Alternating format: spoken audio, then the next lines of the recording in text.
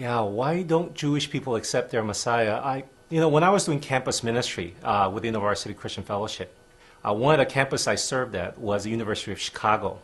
A very high percentage of Jewish students and staff and faculty. So our university chapter really intentionally sought to reach out to Jewish students on our campus. And particularly one of our student leaders were actually a Jewish student who became a Christian during his college years. So we collaborated with the Jews for Jesus and brought a lot of materials on campus. And during that one particular year, as we made that concerted effort, we were really surprised by the level of hostility that was directed to us because we're doing this. And that particular year's experience gave us a lot of things to think about. The very question, why aren't these Jewish students responding to their own Messiah? I think there are a number of reasons, and during that year, through the conversation with a lot of our Jewish students, there are a few things that we learned from that. And I think first is there is a widespread perception, particularly among Jewish students, that Christianity over the historical periods in the past had anti-Semitic sentiments and had oppressed Jewish people. Now, we could argue about the validity of those claims, but once they have embraced that perception, it was very hard to disengage them from that.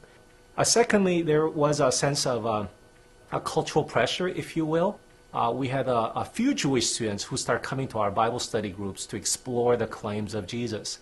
However, as their parents found out that their sons or daughters were going to these Bible study groups, they applied tremendous pressure upon these Jewish students to withdraw from those activities.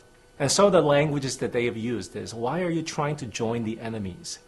This sense of us and them was a very, very strongly felt one.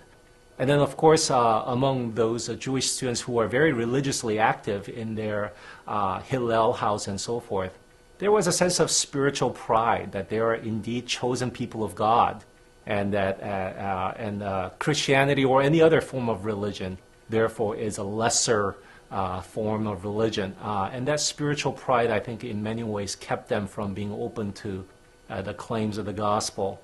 Now, as we know, though, salvation really is upon the work of the Holy Spirit.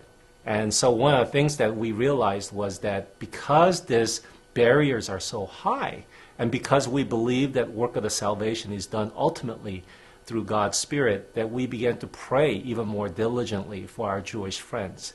And I'm happy to say during that year, 2 or 3 became Christian, and one later became Christian after he left undergraduate training at Chicago, and he actually became a close friend of mine, and now he's a biochemistry professor at Duke.